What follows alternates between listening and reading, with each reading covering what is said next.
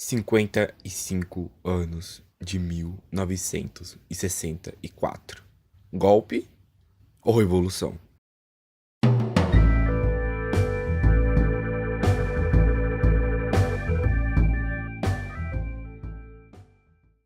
A discussão foi reacendida pelo presidente Bolsonaro nesta semana, quando pediu que os militares celebrassem o 31 de março como o dia da Revolução, que levou o Brasil a se livrar da ameaça do comunismo e trouxe a grandiosidade dos governos militares.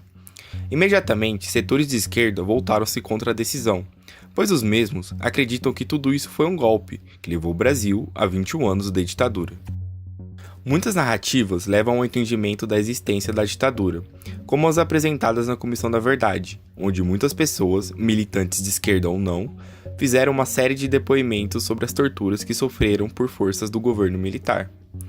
O relatório final da comissão chegou à conclusão de que houve a prática de prisões ilegais e arbitrárias, torturas, violência sexual, execuções, desaparecimentos forçados e ocultação de cadáveres, caracterizando-se como um momento de execução de crimes contra a humanidade. Isso foi resultado de uma política estatal e de alcance generalizado contra a população civil. Porém, muitos desacreditam e dizem que o período foi maravilhoso, onde os militares agiam de maneira mais forte apenas contra pessoas que cometiam crimes. O coronel Carlos Alberto Brilhante Ustra, chefe do DOI-CODE, órgão de repressão no governo, entre 1970 e 1974, se tornou ídolo de muitas pessoas, inclusive do próprio presidente. É defendido com muita força e dizem que seus atos como carrasco ajudaram o Brasil a se livrar do comunismo. Em 2008, Ustra foi o primeiro militar condenado pela justiça brasileira pela prática de tortura. A polarização está presente em todas as discussões sociais de hoje no Brasil, e não é diferente quando o assunto são os acontecimentos políticos de 1964. Para alguns, foi golpe militar. Para uns foi revolução e para outros era um golpe civil-militar. E tem até aqueles que defendem que os militares deveriam tomar o poder novamente. E afirmar qualquer uma dessas narrativas pode gerar conflito.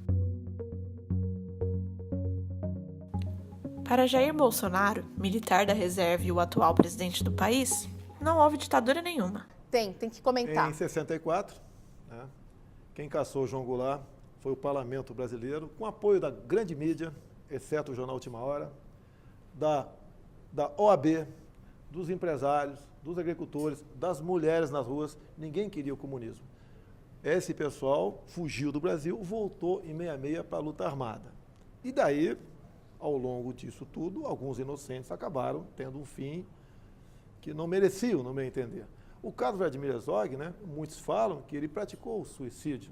Você pode ver. Bom, enfim. Falam, mas ninguém tem prova de nada. Por exemplo, a bomba no aeroporto de Guararapes, em 66, morreu um almirante e um jornalista. Ninguém fala desse jornalista porque quem botou aquela bomba foi um grupo chamado Ação Popular. Não estava lá esse cidadão, mas um dos integrantes da Ação Popular era José Serra. Então, olha só, essa é uma história que passou, lamentavelmente. Agora, se nós tivéssemos perdido essa guerra, com toda certeza, nós estaremos conversando hoje aqui. No caso do Vladimir Herzog. Já para o Leandro Carnal, que é professor e historiador da Universidade de Campinas, não há dúvidas de que o regime foi ditatorial.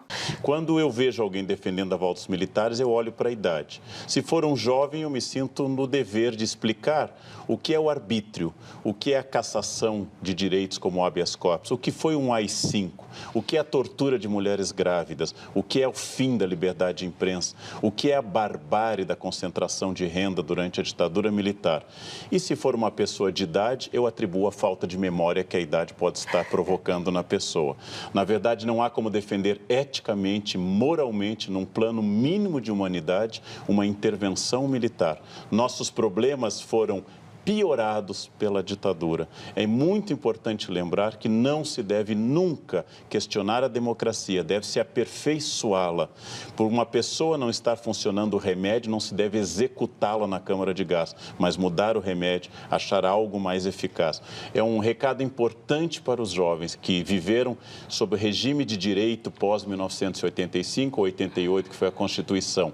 É preciso estudar o que é a barbárie da ditadura, a quantidade enorme de escândalos financeiros, de gente que enriqueceu ilicitamente acobertada por militares. É preciso insistir nisso para que as pessoas não fiquem achando que agora é que nós temos estes problemas.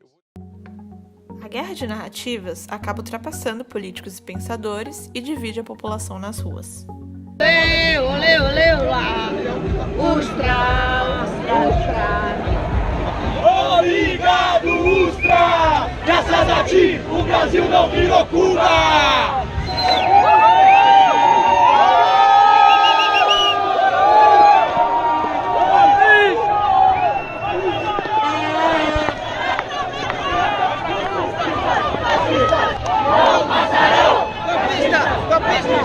Não passarão! Alerta! Alerta! Alerta antifascista! Alerta! Alerta! Alerta antifascista! Muitas vezes, a discussão acaba entrando em um mar de achismos. Por isso, esperando uma resposta com argumentos, o Buraco de Minhoca te pergunta: e aí, foi golpe ou foi revolução? Deixa aí nos comentários.